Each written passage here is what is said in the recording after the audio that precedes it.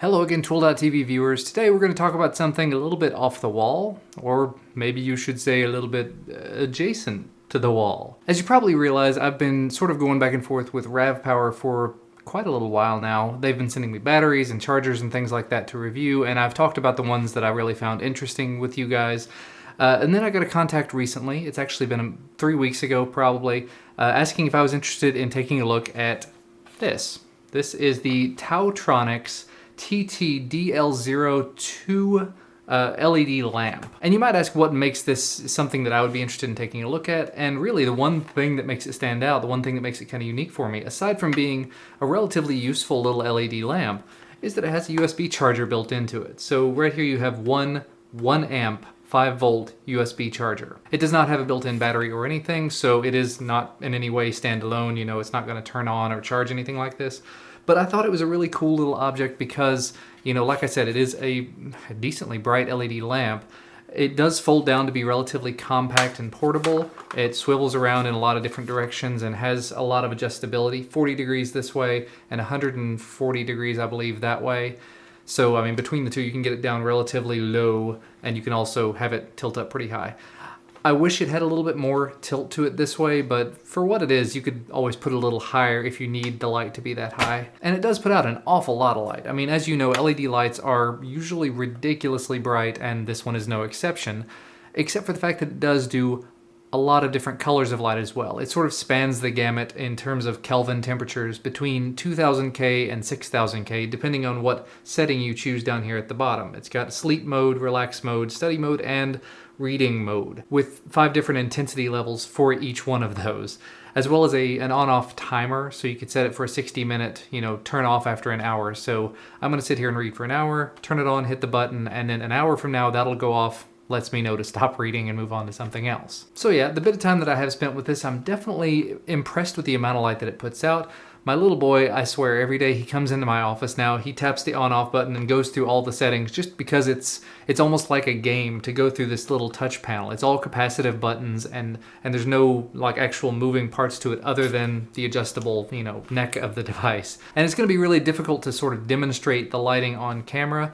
The one thing that I thought of doing with it, and that's part of the reason why I even asked them to send it out, was potentially using it as a portable light for making videos, because the camera that I film on now, the Canon 6D, is definitely very, very capable in low light. But it wasn't until I was messing around with this earlier and I turned off every light in the room until I knew, just one, how well that this 6D does in low light, and two, how this actually puts out a pretty decent amount of light for being the kind of light that it is. Let's find out. Okay, now this is really sort of pushing things to an extreme here. I have the camera set to f2.8, 1/30th of a second, and ISO 1600, but this lamp is actually at its dimmest setting on the reading mode.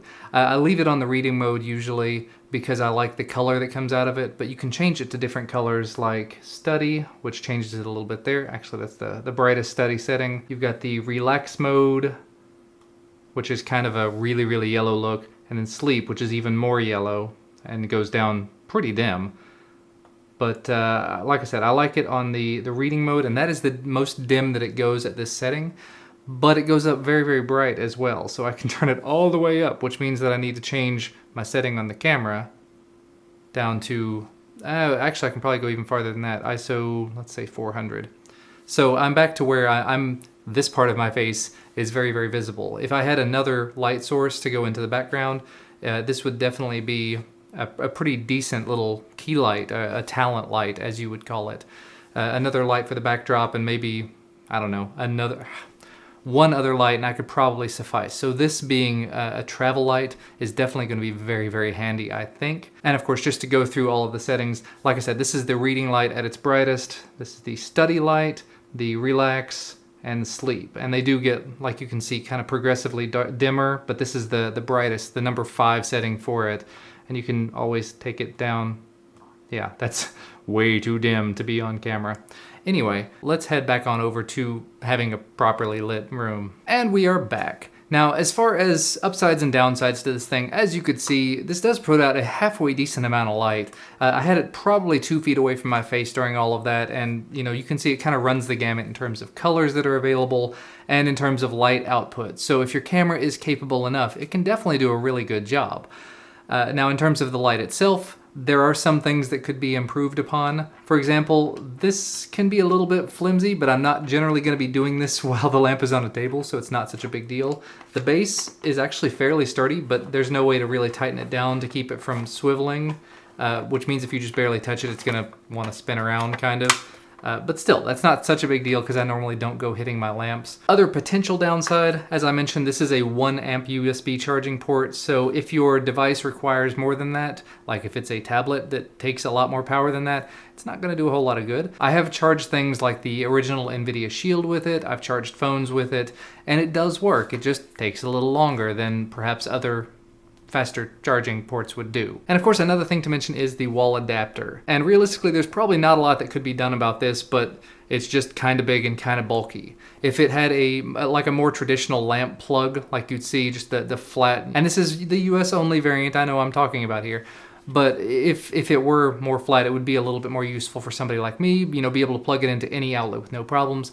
I know that is fixable with, I don't even know what they're called, but they make, it's like a plug you plug into the outlet and it sprouts out like a tentacle that you can plug into. Perhaps I should pick up some of those because I really do not like the big bulky wall wart type things. But yeah, realistically, I believe this is running about $69.99 on Amazon right now. I will have a link down in the video description where you can check it out. It says that the retail price, the list price, is something like $199, which is kind of ridiculous for a lamp. Honestly, $69.99 is a bit high in my opinion, but it does put out an awful lot of light. It's rated for like 25 years of use on all the LEDs, 45,000 hours of use, which I think is 5 hours a day for 25 years. I haven't had 25 years to test that, obviously, but I am very much looking forward to collapsing it down because as you could see there, it does fold down to be pretty small and it does detach from its base pretty easily, so it should fit in a suitcase with no problems.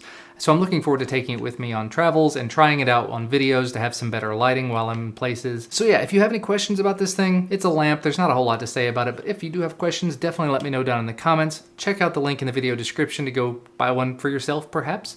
And I will see you again in the next video. Bye, guys.